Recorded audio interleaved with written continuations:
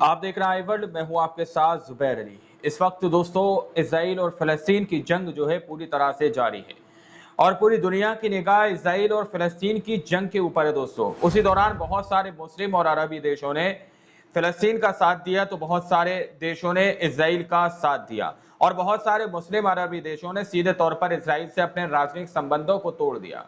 Israel के साथ सारे व्यापारों को पूरी तरह से बंद कर दिया और इसराइल को दो टूक बयान जारी कर दिया कि किस तरह से इसराइल गाजा के अंदर और राफा के अंदर हमले कर रहा है। जब तक गाजा के ऊपर इसराइल हमले बंद नहीं कर देगा तब तक राजनीतिक संबंध इसराइल से कोई भी मुस्लिम और अरबी देश अपने दोबारा से बहाल नहीं करेगा। इस तरह से बहुत सारे मुस्लिम और अरबी देशों ने एक्शन उठाया था, लेकिन अब तुर्की की तरफ से बड़ी खबर ये सामने निकल के आ रही है कि तुर्की ने सारे मुस्लिम जगत को धोखा दिया दोस्तों।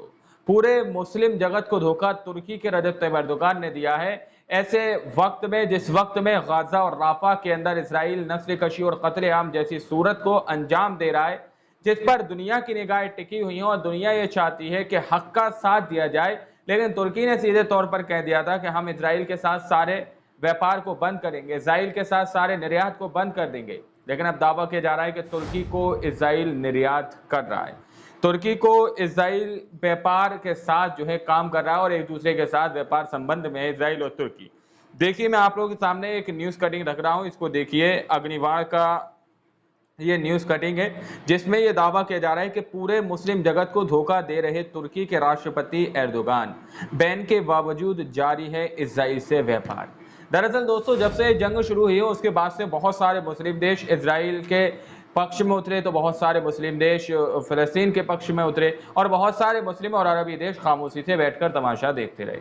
जो इसराइल के खिलाफ उतरे और फिलिस्तीन के समर्थन में उतरे, उसमें से बहुत सारे मुस्लिम और अरबी देश आज भी फिलिस्तीन के साथ खड़े हैं और बहुत सारे देशों ने फिलिस्तीन से अपना पल्ला झाड़ दिया है। जैसे कि ईरान अभी भी फिलिस्तीन के साथ खड़ा हुआ है, चाहे वो लेबनान का संगठन हिजबुल्लाह हो, इराक हो, सीरिया हो, यमन हो, ये लोग आज भी फिलिस्तीन के साथ खड़े हुए हैं। लेकिन बहुत सारे मुस्लिम और अरबी देशों ने फिलिस्तीन को अपने हाल पर छोड़ दिया है मरने के लिए, कि बाद में हम कड़ी निंदा करने के लिए आ जाएंगे। लेकिन उसी बीच एक और जो है मुस्लिम देश सामने निकल कर आया है, तुर्की, जो अभी भी इसराइल के साथ व्यापार में है।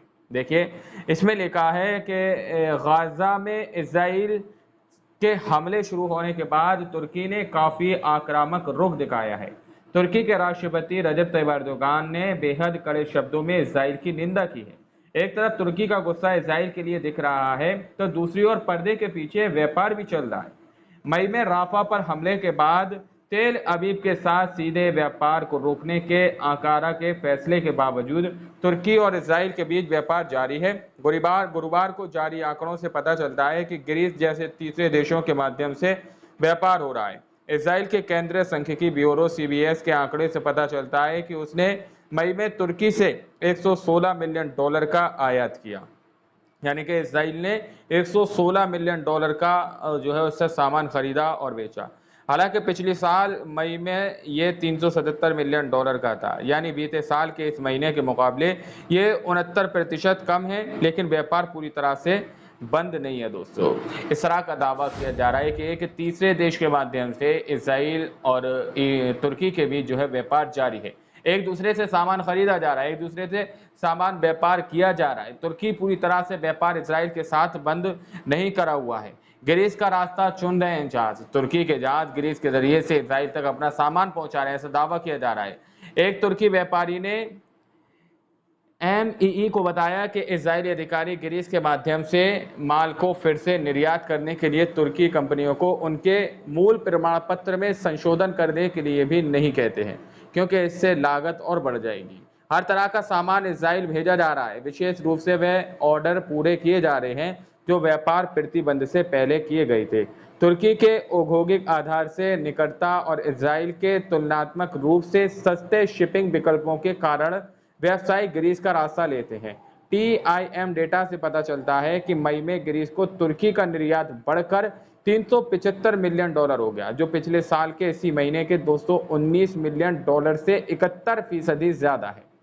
अब आप लोग समझ सकते हैं दोस्तों कि किस तरह से तुर्की सीधे तौर पर इसराइल के साथ अभी भी यहाँ पर दावा किया जा रहा है कि व्यापार करता हुआ नजर आ रहा है।